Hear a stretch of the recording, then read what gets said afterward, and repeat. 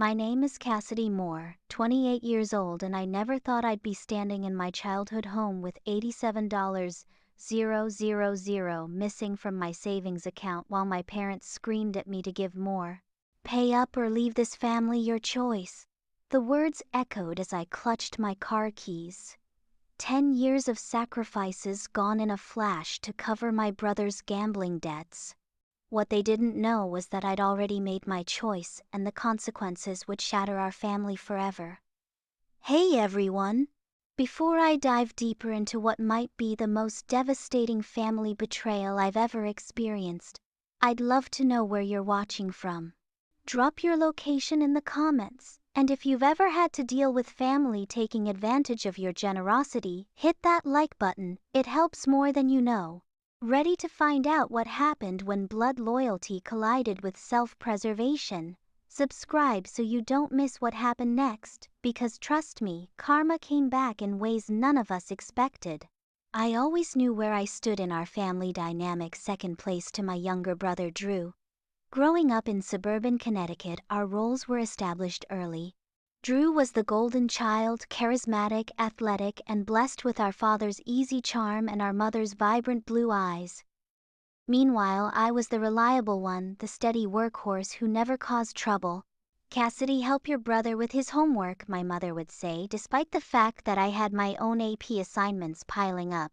Cassidy, give Drew a ride to practice, my father would instruct, even though I had a shift at the diner starting in 20 minutes. My needs were perpetually secondary, my accomplishments acknowledged with distracted nods, while Drew's C+ in algebra earned celebratory ice cream outings. I learned to find validation elsewhere. While Drew collected trophies and girlfriends, I collected scholarships and acceptance letters. By senior year, I had mapped out my escape route, a full ride to Northwestern, 900 miles from our Connecticut home. Far enough that the weekly phone calls couldn't make me feel small again. You're abandoning the family, my mother accused when I announced my college decision. My father added, Drew's going to miss having his big sister around. Not once did they say they would miss me. At Northwestern I flourished. Without the shadow of my brother's golden glow, people saw me. Professors praised my analytical mind. Classmates sought my input. And for the first time, I felt valued for exactly who I was. I double majored in finance and computer science, interned at prestigious firms each summer, and graduated summa cum laude. When I accepted a position at a top-tier financial technology company in Chicago with a starting salary that made my parents' eyebrows rise, I felt a vindication I'd been craving for 22 years. Meanwhile, Drew attended the state university on our parents' dime, changed majors 3 times, and eventually graduated with a communications degree and mediocre grades. But at family gatherings, you'd never know which of us had the more impressive resume. Drew's got an interview at Channel 8. My mother would announce to relatives, while my recent promotion warranted barely a mention. He's got such a future in media, my father would add, ignoring the fact that I had just closed a 7-figure deal for my company. I maintained a careful distance, close enough to fulfill familial obligations but far enough to preserve my hard-won self-worth. I visited for major holidays, sent thoughtful birthday gifts, and called every Sunday evening at exactly 6 p.m. I built my life in Chicago, a sleek downtown apartment, a circle of ambitious friends, and a growing investment portfolio. I was meticulously constructing financial independence, determined never to need anything from my family again. Then came Drew's wedding to Melissa, a pharmacy technician he'd met at a bar. The event cost our parents nearly $50,000 more than they had contributed to my entire education. I stood in a bridesmaid dress I didn't choose and listened to my father's toast. Son, you've always made us proud. You bring so much joy to this family.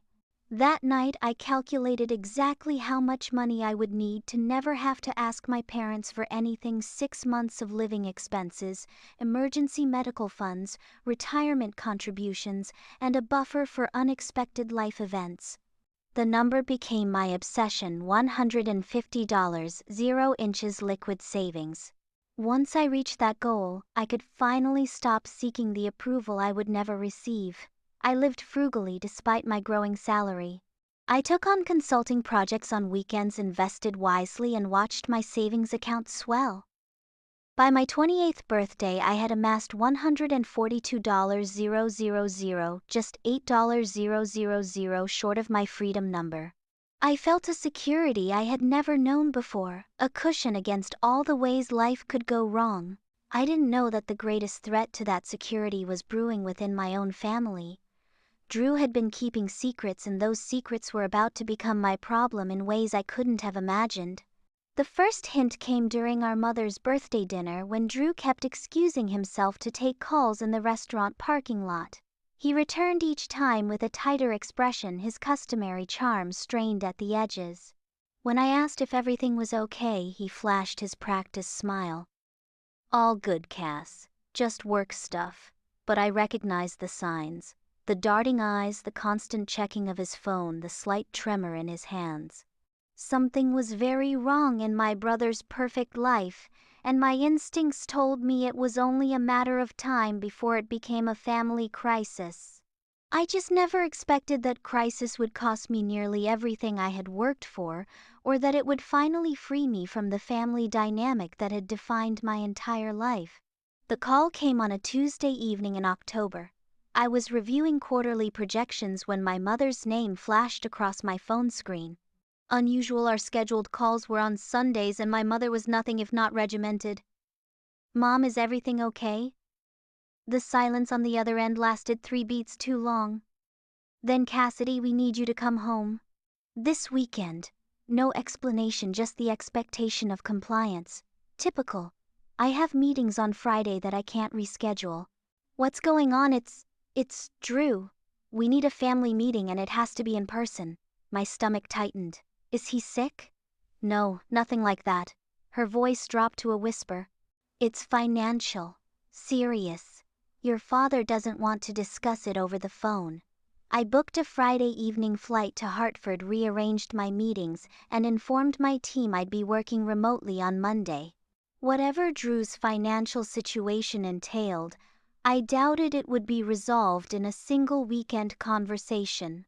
When I arrived at my parents' colonial-style house, the same one featured in all our carefully staged family Christmas cards, the tension was palpable. My mother hugged me with uncharacteristic desperation. My father, normally boisterous, merely nodded from the doorway.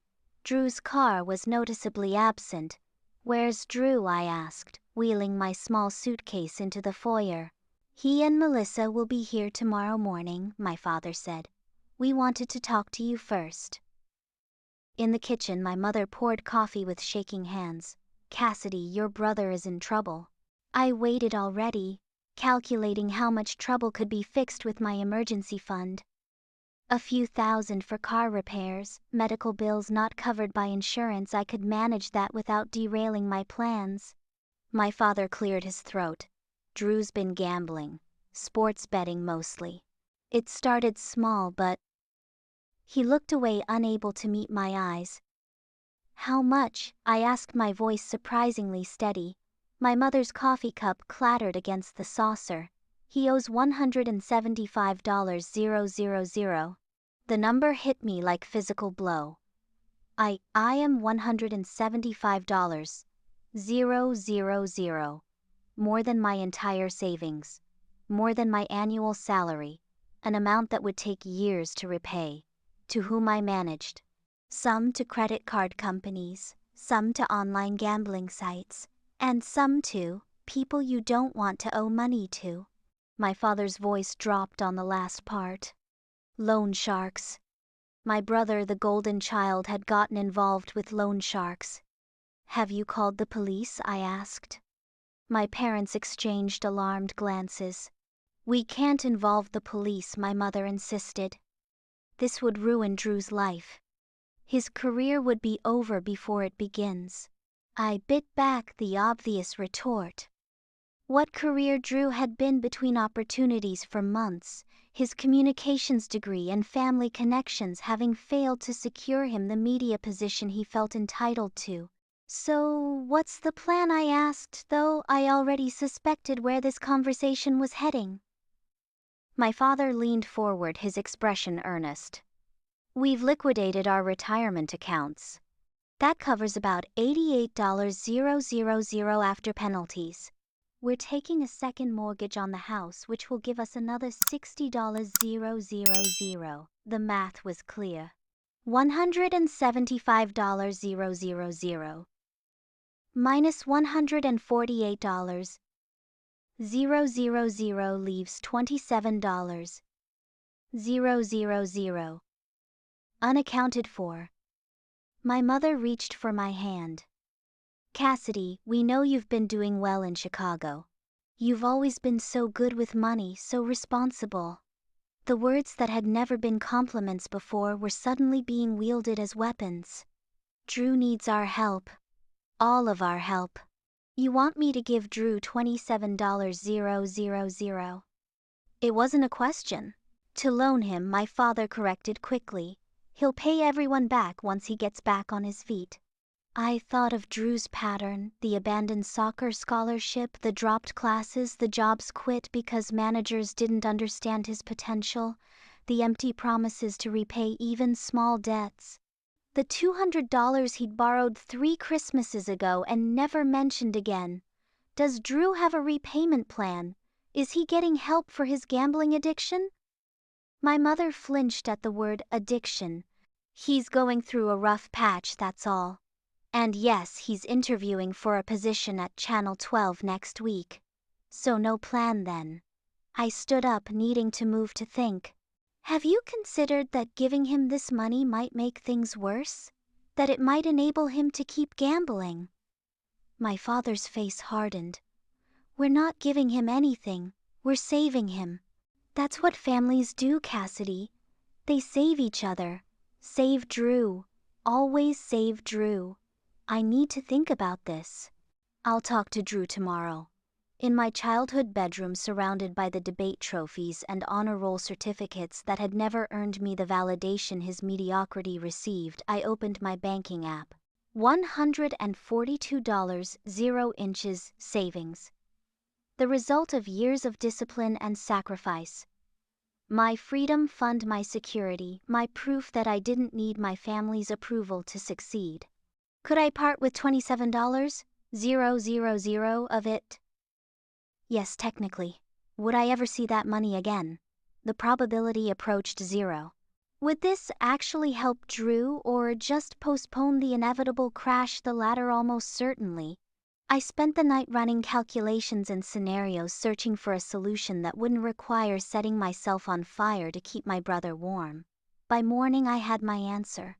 I just didn't know how catastrophic the fallout would be. Saturday morning arrived with the weight of inevitability. I'd barely slept, my mind cycling through conversations and consequences, searching for an approach that could preserve both my financial security and my already tenuous family ties. The sound of Drew's SUV pulling into the driveway at 10:17 a.m. sent my heart rate spiking. From my bedroom window I watched my brother help Melissa from the passenger seat.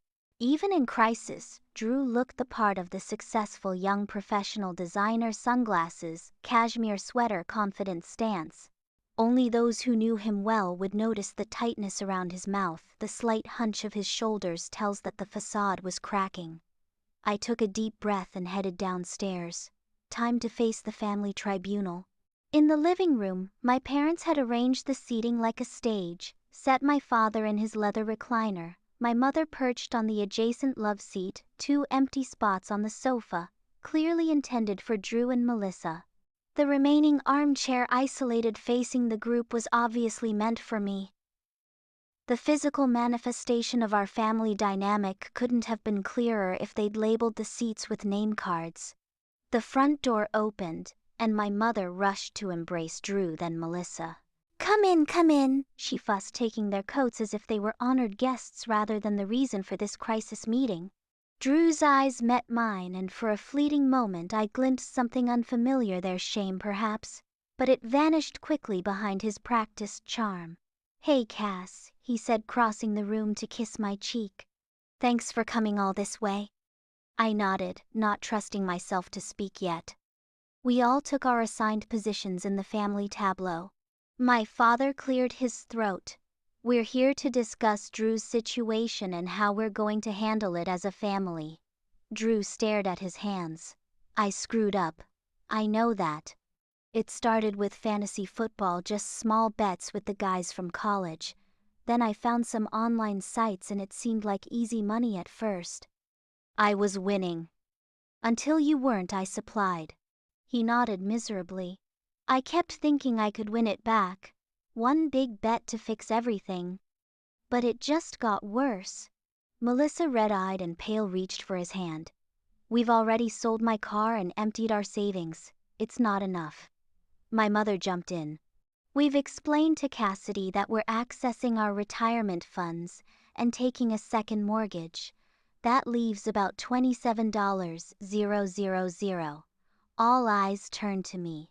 The silence stretched heavy with expectation. I have some questions first, I said, voice steadier than I felt. Drew, are you still gambling? He flinched. No. I stopped completely. I swear. For how long? 2 weeks, Melissa answered when Drew hesitated. 2 weeks. Not even long enough to establish a pattern of recovery. And what's the plan to ensure this doesn't happen again? Are you seeing a therapist? Attending Gamblers Anonymous? Drew shifted uncomfortably. I don't need that. This was a one-time mistake. Once we clear this debt, I'm done with betting forever. Addiction didn't work that way, but arguing the point seemed futile. What about repayment? Mom mentioned a job interview. Yeah, at Channel 12. Associate producer. Should know by next week. And if you get it, what's your salary likely to be? Drew named a figure that, while respectable for an entry-level media position, would barely cover his normal living expenses, let alone debt repayment to 3 separate ETX entities. So you have no real plan to repay any of this money? I stated the obvious. My father's posture stiffened. Cassidy, we're not asking you to cover the entire amount. Just to do your part as a member of this family. My part. I repeated the words, testing their weight. And what exactly is Drew's part in all this? Besides creating the problem? That's unfair, my mother interjected. He's suffering enough without your judgment. I looked at my brother, really looked at him. The designer clothes, the luxury SUV in the driveway, the Apple Watch on his wrist. All the trappings of success without the foundation to support them. All purchased, I suspected, with borrowed money and familial goodwill. I have a counter-proposal, I said finally. I'll contribute $10,000, not $27,000, but it comes with conditions. The room tensed. Conditions were not part of the Moore family protocol, where Drew's needs were met unconditionally while mine were subject to continual evaluation. Drew needs professional help, therapy, and a gambling addiction program. He needs to sell his SUV and downsize. And I want a signed agreement about repayment with consequences spelled out if those terms aren't met. My father's face flushed. This isn't a business transaction, Cassidy. This is family. Exactly. And family shouldn't enable destructive behavior. Family should encourage accountability. Drew's expression darkened. So you're going to play hardball while I'm drowning? Nice, Cass. Real sisterly. The familiar guilt trip. I steeled myself against it. I'm offering help that actually helps, not just a blank check that postpones the inevitable. My mother began to cry right on cue. I don't understand why you're being so cold. If Drew had $142.00 savings, he'd give it all to you without hesitation. The implication stung. I was selfish for protecting my financial security, for questioning the wisdom of throwing good money after bad, for suggesting that Drew face consequences for his actions. This isn't about what Drew would hypothetically do. It's about what he has actually done, which is gamble away more money than most people make in 3 years, and then expect everyone else to clean up the mess. Enough. My father rarely raised his voice, which made the outburst all the more startling. Cassidy, you have a choice to make. Either you're part of the solution, the full solution, not your conditional half measure, or you're not part of this family. It's that simple. The ultimatum hung in the air, breathtaking in its clarity. Pay up or get out. My lifetime of second-place status distilled into one brutal equation. I looked around the room at the faces of my family. My father's self-righteous anger, my mother's manipulative tears, Drew's entitlement barely masked by performative remorse, and Melissa's genuine desperation. I saw with sudden clarity that this pattern would never end. Today's $27,000 would become next year's $50,000, and the year after that, who knew? The choice when viewed through that lens wasn't difficult at all. I choose me, I said quietly. I choose the life I've built for myself, the security I've earned through hard work and responsible choices. I choose not to set myself on fire to keep Drew warm. My father stood towering in his anger. Then you can leave this house and don't bother coming back. If you won't help your brother when he needs you most, you're no daughter of mine. I expected the words to shatter me. Instead, they clarified everything. I'll get my things. As I climbed the stairs to pack, I heard my mother's sobs, my father's continued ranting, and surprisingly Drew's voice raised in what sounded like protest. But I didn't turn back.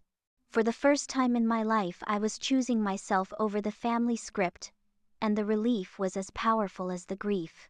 The 3 months following what I now referred to as the ultimatum were the loneliest of my life. I returned to Chicago, threw myself into work, and tried to ignore the gaping hole where my family connections had been. Dysfunctional as they were still mine, and their absence left a void that even my closest friends couldn't fill. My parents hadn't contacted me since I'd walked out of their house that October day. My mother had always been the family communication hub, coordinating holidays and birthdays, maintaining the facade of more family harmony. Her silence was a statement I had been excised from the narrative. Drew surprisingly had reached out via text 2 weeks after the confrontation. "I'm sorry it went down like that. I never wanted to come between you and Mom and Dad." No acknowledgement of his role in the disaster, no genuine accountability, just vague regret that things had gotten messy. I hadn't responded. As Thanksgiving approached, I wavered. Should I extend an olive branch? Make the first move toward reconciliation? But each time I picked up my phone, I remembered my father's words, "You're no daughter of mine," and my resolve hardened. I had made my choice. I was living with the consequences. I spent Thanksgiving with Jenna, my college roommate, and her boisterous family in Michigan. They welcomed me warmly, included me in their traditions, and never once made me feel like an interloper. As I helped Jenna's mother clean up after the feast, she squeezed my shoulder gently. "Family isn't always about blood, honey. Sometimes it's about who shows up for you, who sees your worth." I blinked back tears. "Thank you for letting me crash your holiday." "You're not crashing. You're invited. Big difference." She handed me another dish to dry. "And the invitation stands for Christmas too." The contrast between the Moore household's conditional love and the genuine warmth of Jenna's family was stark. It made me question everything I'd accepted as normal growing up. Back in Chicago, I threw myself into year-end projects at work. My team was implementing a new financial tracking system for a major client, and the complexity of the task was a welcome distraction from my personal turmoil. I worked late, came in early, and volunteered for the assignments no one else wanted. My supervisor noticed. "Cassidy, I appreciate the dedication, but are you doing okay?" she asked, after finding me at my desk at 9 p.m. on a Friday in mid-December. "This isn't like you. You've always maintained healthy boundaries." I considered deflecting, giving the professional non-answer.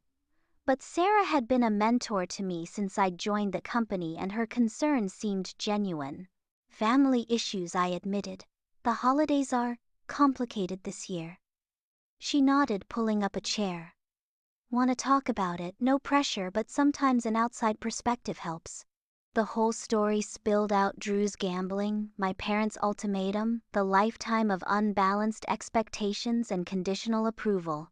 Sarah listened without interruption, her expression shifting from surprise to concern to indignation on my behalf. "Cassidy," she said, when I finally ran out of words, "have you considered that you might be the only healthy one in this dynamic? That walking away wasn't selfish, it was self-preservation." I'd turned the scenario over in my mind, 1,000 times examining it from every angle. But hearing someone else validate my decision unleashed something in me.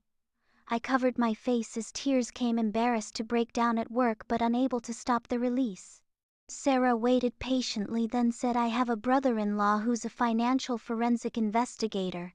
He specializes in cases involving gambling addiction. The patterns he describes, they often go much deeper than families initially realize." I looked up, wiping my eyes. "What do you mean? Gambling addiction rarely exists in isolation. There's usually a progression, warning signs that were missed, financial manipulations that went undetected." She hesitated. "Your brother's debt didn't appear overnight, and $175,000 is an unusually specific amount." The implication hung in the air. Sarah wasn't just suggesting that Drew's problem was older and deeper than my parents had admitted. She was suggesting there might be more to the story entirely. "You think I don't have the full picture," I said slowly. "I think it might be worth investigating before you write off your family completely or before you reconsider and give them more money. Either way, information is power." She wrote down her brother-in-law's contact information. "Call Michael, tell him I sent you. He might be able to help you understand what you're really dealing with." I stared at the name and number. Did I want to know more? Would digging deeper help me move forward, or just reopen wounds that were barely beginning to scab over? But the question that ultimately decided me was simpler. Could I live with not knowing? I called Michael the next day. After explaining my situation, he agreed to meet for coffee that weekend. "Bring any financial documents you have access to," he advised. "Bank statements, tax returns, anything that might establish patterns." I didn't have much, a few old tax documents my parents had sent when I was applying for my mortgage, joint account statements from before I moved to Chicago, the expense spreadsheet I'd meticulously maintained during college. It didn't seem like enough to construct a meaningful picture. But Michael surprised me. "This is actually a good starting point," he said, scanning the documents. "Your parents claimed you as a dependent until you were 23, even though you were financially independent after graduation." "That's interesting. They helped with my car insurance," I explained, "and kept me on their health plan until I got benefits through work." He nodded, making notes. "And these large withdrawals from their checking account during your sophomore and junior years of college, do you know what those were for?" I shook my head. "I assumed tuition for Drew.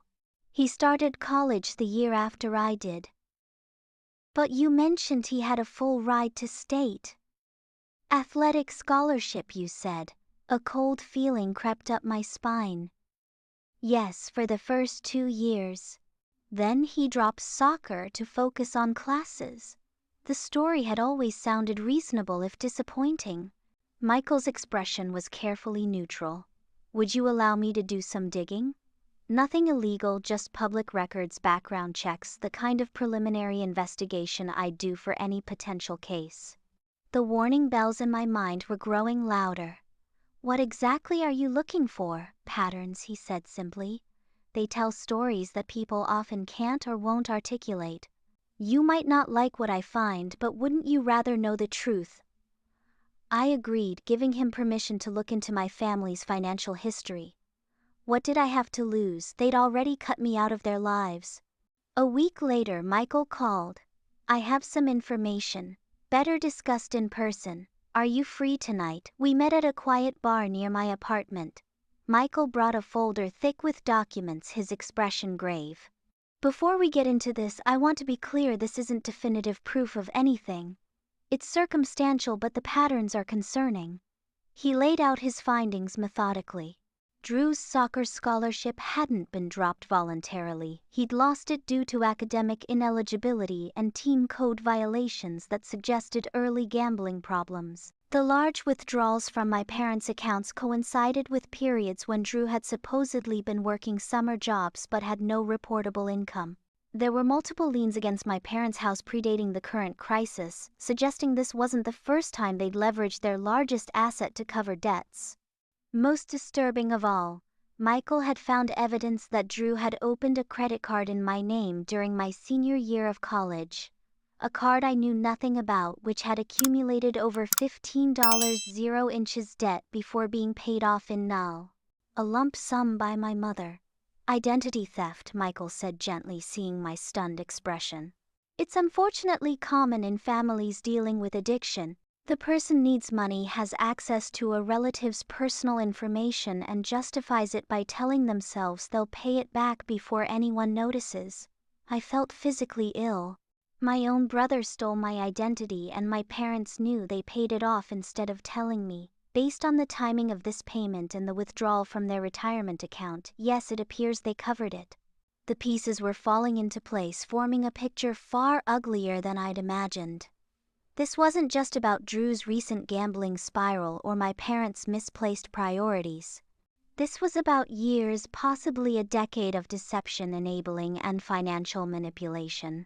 And I had been not just the family workhorse but an unwitting financial resource my good credit and responsible reputation exploited when Drew needed a fresh well to tap. What do I do with this information? I asked, my voice barely audible. Michael's expression was compassionate but firm. First, protect yourself. Put a freeze on your credit. Change all your passwords and security questions, anything Drew might know the answers to. Consider whether you want to file a police report about the identity theft, though I understand that's a complex decision when family is involved.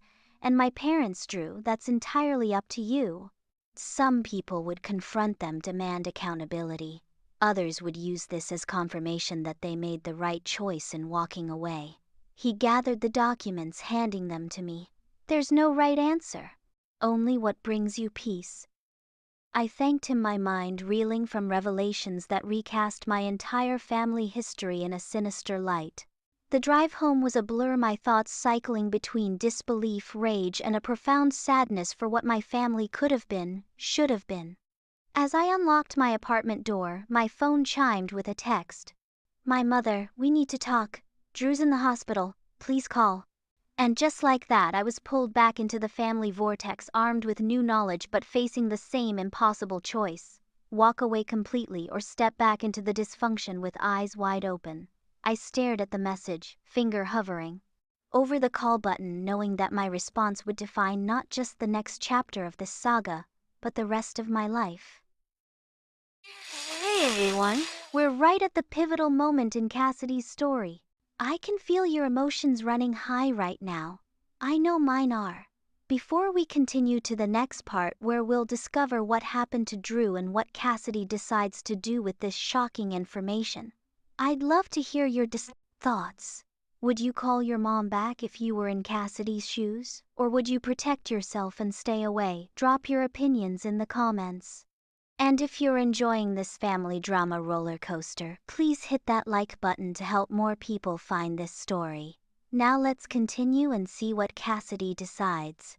I sat in my parked car outside Northwestern Memorial Hospital for 17 minutes, gripping the steering wheel, trying to steady my breathing. After receiving my mother's text, I'd called her back immediately, my anger temporarily overshadowed by genuine concern. Drew had overdosed on sleeping pills, not enough to be fatal, but enough to require medical intervention. A cry for help, my mother had called it, her voice cracking. Was it manipulative to overdose when your financial schemes were crumbling? Absolutely. But was it also possible that my brother was genuinely in despair? That beneath the entitlement and deception was a man drowning in the consequences of his own actions? Also yes. So I had agreed to come driving through Chicago's winter darkness to the hospital where my brother was having his stomach pumped. But now, sitting in the antiseptic fluorescence of the parking garage, I found myself paralyzed by the collision of new information and old patterns. Michael's revelations had transformed my understanding of our family dynamic. This wasn't just about birth order or parental favoritism, it was about systematic deception, exploitation of my financial responsibility, and a conspiracy of silence that had allowed Drew's problems to metastasize until they threatened to consume us all. The identity theft during college was the detail I couldn't get past. While I'd been working double shifts at the campus cafe, carefully building my credit score and planning my financial future, my own brother had been secretly exploiting my good name. And my parents, the people who should have protected both of us, had chosen to shield him from consequences at my expense.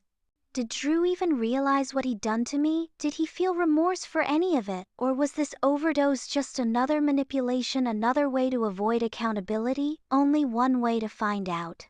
The hospital room was dim when I arrived, the rhythmic beeping of monitors providing a soundtrack to the family tableau. My mother sat beside Drew's bed, clutching his hand, while my father stood at the window, staring out at the Chicago skyline. They both turned when I entered, relief washing over their faces. "Cassidy, you came." My mother rose, arms outstretched for an embrace I couldn't bring myself to return. Instead, I looked at Drew, pale against the white sheets, an IV in his arm, but conscious and alert. No tube down his throat, no signs of serious medical intervention. A cry for help indeed, calibrated for maximum impact with minimum risk. "Can I have a moment alone with my brother?" I asked, my voice steadier than I felt. My parents exchanged a look I couldn't interpret. "Of course," my father said finally. "We'll get some coffee." When the door closed behind them, I moved to the chair my mother had vacated but didn't take Drew's hand. Instead, I placed Michael's folder on the bed beside him. "What's that?" Drew's voice was hoarse, whether from the overdose or from emotion I couldn't tell. "The truth." I opened the folder, removing the credit card statements bearing my name but containing charges I'd never made, restaurants I'd never visited, electronics I'd never owned, cash advances I'd never taken. "Want to explain this?" Drew's eyes widened, then darted away. "I don't know what you're talking about. Don't lie to me. Not now, not after everything. You opened a credit card in my name during senior year. You stole my identity, Drew. That's a felony." His expression shifted from denial to resignation. "It wasn't like that. I was in trouble. Some guys on the team got me into betting on college games. I lost more than I had. They were threatening me. So you decided to steal from me instead of asking for help. Would you have helped?" His tone was bitter. "Perfect Cassidy, with her perfect grades and perfect financial planning. You would have judged me just like you're judging me now." The unfairness of this assessment stung. "I might have judged, but I also would have helped the right way, not by enabling you to keep gambling." I tapped the folder. "Mom and Dad paid this off, didn't they? Without ever telling me." Drew looked away. "They said it would ruin your credit, your future. That it was better if you didn't know." "Better for whom exactly? Not for me. And certainly not for you, since all it did was teach you that there would always be a safety net no matter how badly you screwed up." Tears welled in his eyes. "I was going to pay them back." "Pay you back?" "Once I got on my feet." "But you never did get on your feet, did you? Because every time you were about to fall, someone cushioned the impact. Usually Mom and Dad. Occasionally me without my knowledge or consent." Drew's shoulders slumped. "I never meant to hurt you. I couldn't stop. I'd win and feel invincible, then lose and feel desperate. It became a cycle I couldn't break." I recognized the language of addiction he'd been researching, at least. Whether he was genuinely committed to recovery or just saying what he thought I wanted to hear remained to be seen. And now, this overdose. Is this real despair, or just another manipulation to avoid consequences? His flinch told me the question hit home. Both, maybe. "When you walked away, when you actually chose yourself over me. It was like seeing myself clearly for the first time. No one had ever said no to me before. Not really. That wasn't a gift, Drew. That was the problem. He nodded slowly. After you left, things got worse. The loan sharks started calling the house. Mom was terrified. Dad took out a third mortgage. They're drowning Cass and it's my fault. I couldn't bear it anymore. So you tried to check out rather than face it. I wasn't unsympathetic to his despair, but I also wasn't going to romanticize what was in many ways another evasion of responsibility. I wasn't thinking clearly. I just wanted the pressure to stop. He wiped his eyes with the back of his hand. The doctors are recommending a 30-day inpatient program for gambling addiction. Insurance won't cover it.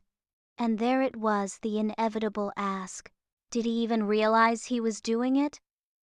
The practiced vulnerability, the indirect approach, the creation of a crisis that only I could solve. I'm not paying for rehab, Drew. His face fell. I wasn't. Yes, you were.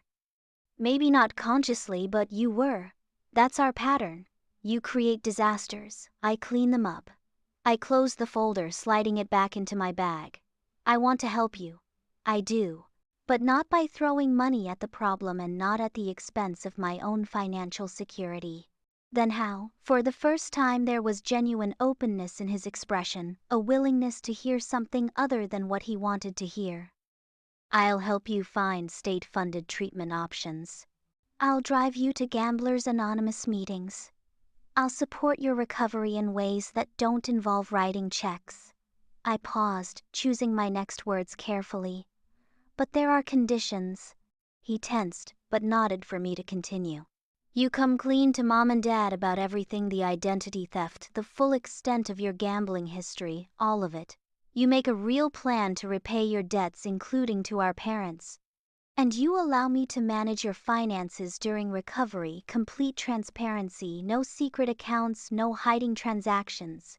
You do that after everything. You're my brother. I love you even when I don't like you very much. But I'm done enabling you, and I'm done being manipulated. This is recovery on my terms or not at all. He was quiet for a long moment, considering. Finally he said, What about Mom and Dad? They're still furious with you. That's between me and them. But I won't participate in any more family dynamics that involve scapegoating me while glorifying you. Those days are over. Just then the door opened and our parents returned, coffee cups in hand. My mother's eyes darted between us, sensing the shift in energy. Everything okay? I stood. Drew has something he needs to tell you. All of it, Drew. No more secrets. As I moved toward the door, my father blocked my path.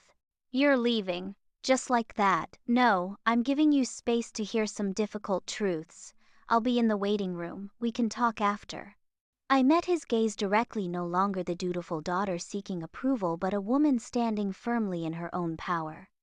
And Dad, we'll be discussing the identity theft you and Mom covered up. So prepare yourself for that conversation. The shock on his face gave me no pleasure, but the ability to walk past him with my head high, undiminished by his disapproval, that felt like freedom. The hospital waiting room was a liminal space, not quite part of the medical drama unfolding in the rooms beyond, not quite separated from it either. I sat in a molded plastic chair, scrolling mindlessly through emails. I couldn't focus on waiting for my family to process the revelations Drew was hopefully sharing. An hour passed, then another. Nurses changed shifts. The vending machine was restocked. Still no one emerged from Drew's room. I considered leaving. I'd made my position clear, set my boundaries. But something kept me rooted to that uncomfortable chair, some stubborn hope that maybe, just maybe, this crisis could be the catalyst for genuine change. At 10:42 p.m. my mother appeared in the waiting room doorway, her eyes red-rimmed but her posture straight. Cassidy, can we talk? I followed her to a small courtyard outside the hospital entrance. Despite the December chill, she seemed to need the fresh air, the open space perhaps, to process the claustrophobia of secrets finally exposed. Drew told us everything, she said quietly. About the identity theft. About the gambling starting in high school, not just this year. About the lies. I waited, uncertain whether to expect an apology or an accusation. "We failed you both," she continued, her voice breaking. "We thought we were protecting Drew, but we were just enabling him, and we betrayed you in the process. I don't know if you can ever forgive us for that." The admission stunned me. In 28 years, I'd never heard my mother acknowledge a parental failing, let alone apologize for one. "I don't know either," I said honestly. "That depends on what happens next." She nodded, accepting this. "Your father is struggling. His whole identity is wrapped up in being the family provider, the problem solver. Learning that his solutions actually made things worse, it's shaken him. It's shaken all of us," I pointed out. "But that's not an excuse for how any of you treated me." "No, it isn't."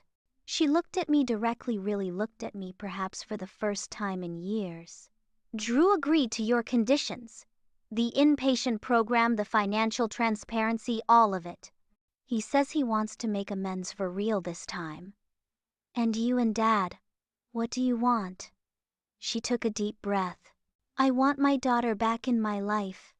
I want to understand how we got here, how I didn't see what was happening right in front of me. And I want to find a way forward that doesn't involve more secrets or more enabling." It wasn't a complete acknowledgement of the family dysfunction, but it was more self-awareness than I'd ever witnessed from her. "And the ultimatum? The pay up or get out stance?" My mother flinched. "Your father was wrong to say that. We were both wrong to put that pressure on you. I think we've been hiding from our own failures by focusing on Drew's problems, telling ourselves we were being supportive parents when really we were just avoiding the harder work of actual parenting." The admission hung in the cold air between us, a truth too long unacknowledged. I wasn't ready to absolve her or my father or Drew, but I recognized the courage it took to begin this conversation, to step outside the comfortable patterns of denial and deflection.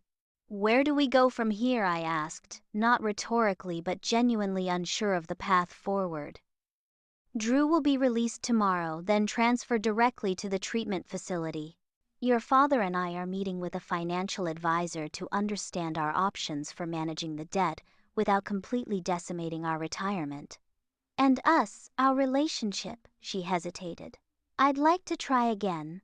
To listen better. To see you for who you are, not just in relation to your brother." A tear slipped down her cheek. "I've missed so much, Cassidy. I don't want to miss any more." It wasn't everything. It wasn't even close to everything. But it was a beginning, a crack in the fortress of family mythology that had defined our relationships for decades. "I'm not coming home for Christmas," I said firmly. "I've made plans with friends and I'm keeping them. But maybe we could talk.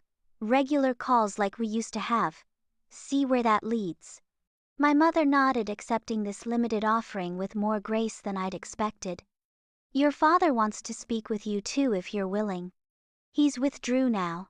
I considered refusing, letting my father stew in the consequences of his ultimatum a bit longer. But that would be playing the same game by different rules, using emotional withholding as leverage. "I'll talk to him," I agreed. "But I'm not making any promises beyond that." Back in Drew's room, the atmosphere had shifted. My father stood when I entered, his usual commanding presence diminished by what looked like genuine remorse. Drew, still pale but more alert, now met my eyes with a newfound sobriety. "Your mother told you?" my father asked. "That Drew came clean, yes. And that we owe you an apology, more than an apology." He struggled visibly with words that didn't come naturally to him. "Cassidy, I was wrong. About all of it. The ultimatum, the years of unequal treatment, the identity theft cover-up." He nearly choked on this last admission. I waited, letting him find his way through his own reckoning. I've always been proud of you, he continued, surprising me.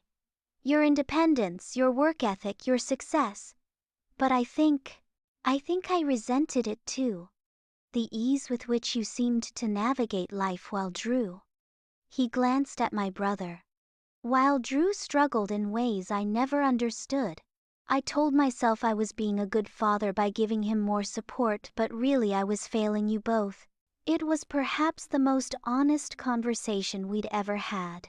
Not enough to heal the wounds of a lifetime, but enough to acknowledge they existed, that they were real, not just my perception or oversensitivity as I'd been told so many times. I need time, I said simply, to process all of this, to decide what kind of relationship I want with this family moving forward. My father nodded, accepting my terms without argument for perhaps the first time ever. Whatever you decide, whatever boundaries you need, we'll respect them. You've earned that much at the very least. Drew cleared his throat. Cass, I know I have no right to ask anything of you, but would you still be willing to help me with the financial management part? During treatment and after, there's no one I trust more to keep me honest. The irony wasn't lost on me, the brother who had stolen my identity now asking me to safeguard his financial sobriety. But addiction recovery was about more than the addict. It was about healing the entire system that had enabled the addiction. And like it or not, I was part of that system. Weekly meetings, I said after a moment's consideration. You bring all your financial statements, bank records, everything. Complete transparency. One lie, one omission, and I'm done. Agreed. He held out his hand, not for a handshake but palm up, an offering. I'm going to make this right, Cass. Not just the money, but all of it. I promise. Promises from Drew had always been currency easily spent and quickly forgotten. But there was something different in his eyes now. A clarity born of hitting true bottom, of seeing the destruction his actions had caused, not just to himself but to those who loved him. I took his hand briefly, neither fully accepting nor rejecting his promise. One day at a time, Drew. That's how recovery works. As I left the hospital that night, driving back to my apartment through Chicago's glittering winter darkness, I felt neither the vindication of victory nor the relief of reconciliation. Instead, I experienced something more complex, the tentative unburdening that comes with truth finally spoken with patterns, finally acknowledged with boundaries, finally respected. The Moore family would never be a Hallmark movie. We were too broken, too flawed, too entangled in years of dysfunction for that kind of neat resolution. But maybe we could be something else, something real, something honest, something built on the foundation of who we actually were rather than who we had pretended to be. It wasn't a happy ending, not yet. But it was perhaps a beginning. And for tonight that was enough. I adjust my laptop camera and check my appearance one last time before clicking the Join Meeting button. Sunday family Zoom calls have become our new normal, a way to maintain connection across distance while respecting the boundaries we've all learned to establish. 3 years after the hospital confrontation, our family has found a new equilibrium. Not perfect, not without occasional tensions, but healthier than I ever imagined possible. Drew appears on screen first, his face tanned from his outdoor work with the Youth Wilderness Therapy Program, where he now serves as a peer counselor for teenagers struggling with addiction. 2 years sober, he's repaid nearly half of his debts through a structured plan we developed together. More importantly, he's found purpose in helping others avoid the pitfalls that nearly destroyed him. My parents join next, waving from their downsized condo, the house sold to pay off the remaining loan shark debts and provide a fresh start. My father, semi-retired now, has mellowed considerably. My mother has discovered a passion for watercolor painting, her creative side emerging after decades of suppression. Cassidy. How was the conference? My mother asks, genuinely interested in my career in a way she never was before. As I share highlights from the Financial Technology Summit where I presented last week, I marvel at the journey we've taken. The ultimatum that was meant to control me instead forced us all into a reckoning that, painful as it was ultimately, saved us not just from financial ruin but from the emotional bankruptcy of our old patterns. I chose me. And somehow, miraculously, that choice led us all toward better versions of ourselves. Hey everyone, that brings us to the end of this family journey. If you've ever experienced family betrayal or had to make tough decisions to protect yourself, I'd love to hear your stories in the comments. Has karma or justice ever played out in your family dynamics? Don't forget to hit the like button if this resonated with you, subscribe for more real-life stories, and share with someone who might need to hear that sometimes. Choosing yourself is the most powerful choice you can make. Thank you so much for listening to my story. Remember, family loyalty is important, but so are your boundaries and self-worth. Until next time.